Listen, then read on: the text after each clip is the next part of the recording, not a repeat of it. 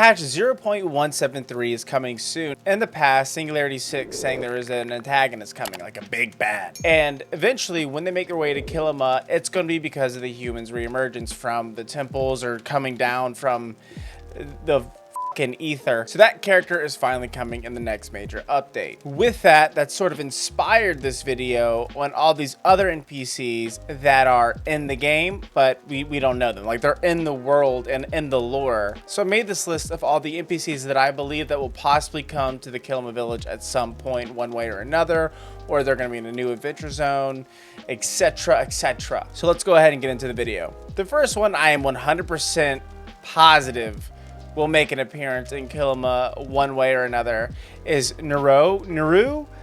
Once again, guys, reading is not my specialty. I've also given these people titles that kind of match who they are and everything like that. So Nuroo, the estranged soldier. Nuroo, the son of Ashura and Sabine, once a promising figure in the familial inn, now finds himself in a divergent path. A fallout with his father arose when he chose Ashura's path, a commitment to the military life. Despite growing up assisting in the inn, Ashura had envisioned his son pursuing a more grounded profession, perhaps a construction worker. The relationship strained, Nuroo became a soldier, creating a rift between father and son. Ashura, now distant, regrets the lost connection as Nuroo serves in the military, a decision that still echoes through the fractured bond. I believe Nuro, once again, words are just super difficult. We'll come back to the Kilima village once he's completed his military service, and I think when he does that, he's going to be focusing on patching things up with his father. If they could go to a baseball game or something, they would, but I don't. That's not Palia. I also believe he's going to be a romanceable option when he comes to town. I think that's why Ashura isn't a romanceable option. I mean, yeah, his wife is super dead, and he's kind of mourning that. But that's also another reason why he's probably not a romanceable option. But going from there, we have Taylin, the cursed huntress. We talked about Taylin in the past. This is Sifu's wife and Hasian's mom. If you haven't yet, go watch the Beast of the Elderwoods video. It is a lore-intensive deep dive of the Beast of the Elderwoods and Taylin and what I think happened there. It's pretty much what sparked the growth of this channel and the community that I've built so far. And by the way, I'm so thankful that you guys are still here. Taylin, Sifu's wife, is a beautiful huntress. However, she had a bit of a grim fate, which I believe was from a werebeast, and she has been bitten and is cursed to wander the Elderwoods. Developers dropped a tantalizing note assuring Sifu's fans that Taylin's return is imminent. The reason why they did this, though, is because a lot of people were demanding that Sifu become a romanceable option, and the developers are like, look, we get it, you want to be with muscle mommy, however, you can't because lore purposes, which pretty much hinted that Taylin will be coming back in one way or another. But many are believing once the Elderwoods open up, we'll be given a questline that helps cure her. I'm a big believer in this. I think this is definitely going to happen. I think there's going to be a twist with it, and you're going to have to do it with Tamala's help, and Hasian hates Tamala because of their whole romance that ended in flames. Haven't we all experienced one of those? Okay, on to the next one. Petunia, Delilah's Pecky. I thought this one was cute.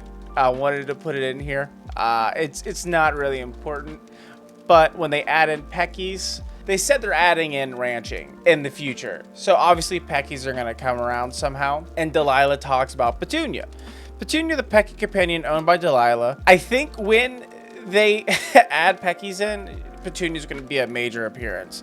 She's going to be in the barn somewhere or following Delilah around somehow, but that is like her main companion. After that, we have who I believe should be the main antagonist of Palia, and it is that Maze Martingale. So this is a horrible person. Maze Martingale, Delilah's rival, is known for one infamous act: insulting Delilah's jam. You fucking bitch. This seemingly innocent incident has sparked a rivalry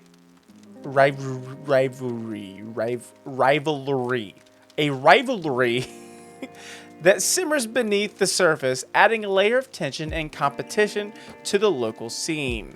When I say local scene, I'm referring to the next major event, which I believe to be the Harvest Festival, and Maze might be there. And I'm hoping Delilah brings the claws.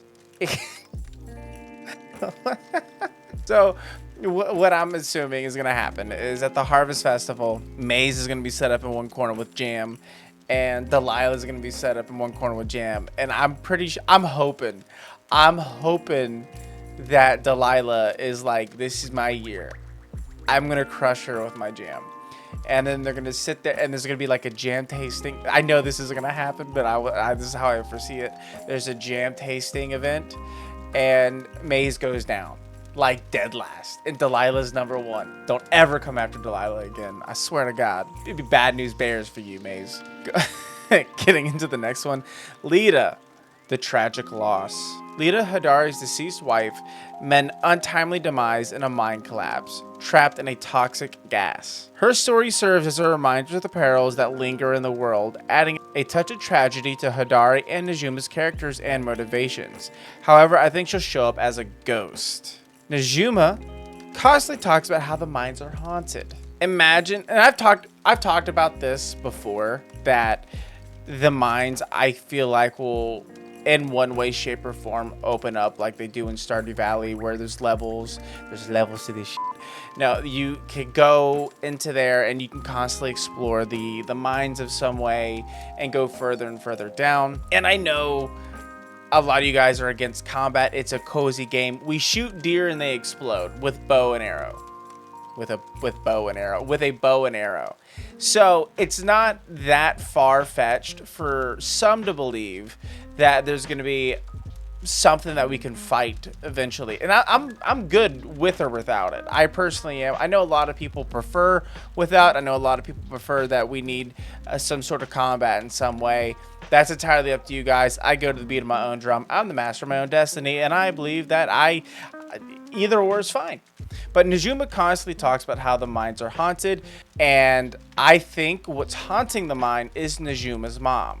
Now, as we can progress down the levels or possibly an obstacle course, we will eventually meet her. Maybe Najuma will come with us and they'll have a conversation, or Lita will give us a message that we have to give to Hadari and Najuma, because Hadari is a helicopter parent over Najuma, and Najuma just wants to be just like her mom. She wants to be an inventor. She wants to do things. I think that'd be awesome to bring mother and daughter together again in some way, shape, or form. And I think that'd be one of the best ways to do it. So we got those out of the way. I am going to kind of get into traveling merchants and who I think will eventually show up in Kilima that we could possibly get wares from, or even a guild store.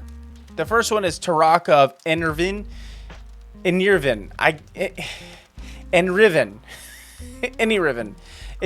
a province of Palia.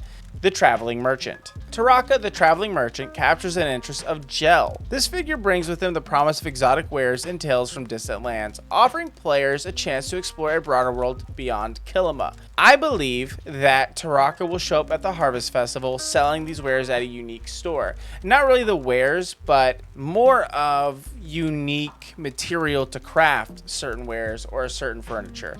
I think that'd be really cool. Plus, we probably get to see Jill, fanboy out a little bit over Taraka. I'm really excited for the Harvest Festival, by the way. That's definitely going to happen because the Choppa Festival was amped up a lot. Like, a lot. And now I'm noticing more NPCs talk about the Harvest Festival. So I personally believe that's the next major event. After that, we have Zyla the Younger, a grim-looking bard with an underground sound. Zyla the Younger introduces as an underground sound to the game. Their mysterious persona is a unique mystical style contributed to the diverse and vibrant tapestry of characters populating the game's world. Zyla will most likely go to the underground and be as a bard there. However, I do think this will open up a new skill. I think when Zyla shows up, it will unlock a bard skill in a new guild store. The devs have said that instruments are coming, playable instruments are coming, and I think when Zyla shows up, and if you go to the underground, there is an area with a microphone, like someone is going to be there. Someone's going to be jamming out, and I think that Zyla is going to show up, and she's only going to be available at night, and there's going to be people at that tavern, at the underground, possibly the new NPCs, hearing them jam out, And I think that there you'll be able to unlock the Bard skill and be able to play it to give certain buffs to other players that are within a certain range, very similar to the fishing skill. Adding Zyla and a new guild store and vendor, I think, will bring in a lot of players back to the game. Some people say, okay, now I'm just grinding for nothing. They feel like the game has hit a point where there's really nothing to do. Once again, keep in mind this game is not in final release, it is in beta, and there are bi-weekly updates. Every 2 weeks, there is an update. I don't know if you guys have noticed that or not, but literally 0.173 is coming a lot sooner than you think. But with this new skill added, I personally believe a lot of people will come back, especially RPers who want to be at the tavern at night and jamming out to a little tune.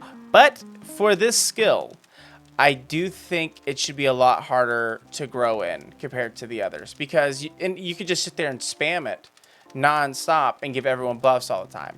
I think there should be a cooldown of some kind or some way to implement that you're not just sitting there just all damn day. So yeah, I think that'd be pretty unique. The second to last on the list is someone that I'm very excited for. I think this guy's dope as shit.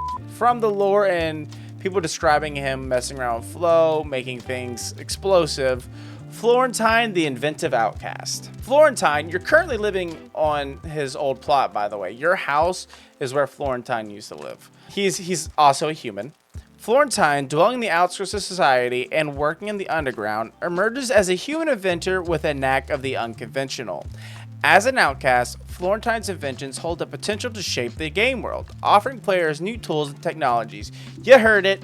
I think Florentine will be back, and he'll be adding new technologies to the game, where I think he's going to add new tools of some kind that you can place on your plot that makes farming easier, maybe a way that you could add something in and it just waters your crops, or something in that area, something that an inventor will make.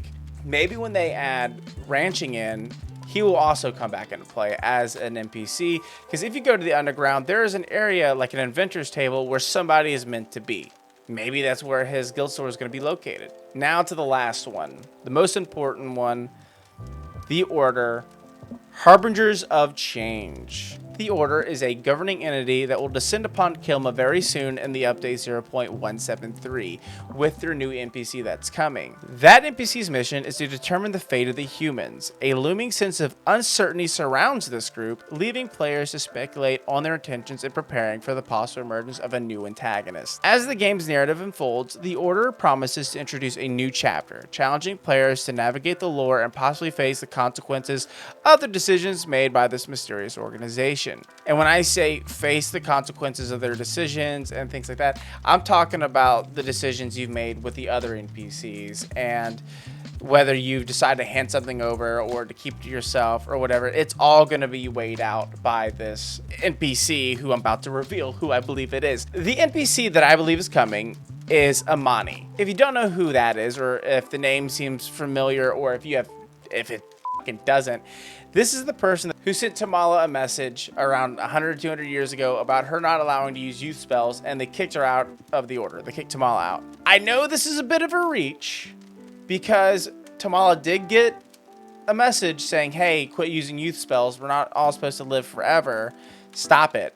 The reason why I think it's Amani is because, and I know this is so weird to say, it's kind of political, but it's in a game, so it doesn't really matter. Government lies to you, and it's not the first time that the government's a hypocrite. So Amani might be a hypocrite, and since Tamala got kicked out, maybe they thought it was okay to start fucking around with some use spells. And now when Amani comes, there's going to be a rivalry between Amani and Tamala, because Tamala is not liked by the Order. They hate her. She's a flow user. I think that'd be really cool, that you're going to eventually have to choose between Amani or Tamala or something like that, like which path to take. Are you on the path with the Order, or are you on the path with Tamala and her hootenanny shenanigans? It also could be Kinley's sister. If you don't know, but Kinley's got a sister named Kenyara, and she is also talking about coming to the Kilima village and handling certain things herself. I don't know if she's a part of the Order or not. I just know she's more of like a governess. So it could be Kenyara, but I'm hoping to God it's Amani. But yeah, that is today's video of the NPCs that I believe will eventually show up in the Kilima village one way or another. What are your opinions? Who do you think is going to show up? Let me know in the comments below. Before we end this, f you, Maze. Be sure to like, comment, and subscribe. And if you haven't yet, be sure to join the Discord. The Discord is an awesome community. We are the Tavern Dwellers, and everyone is welcome. Everyone is such kind and welcoming people, except for Brutal. We talk about this every single episode. Brutal's a dick. So if you join and you're like, who is this guy? He's unfortunately one of my best friends.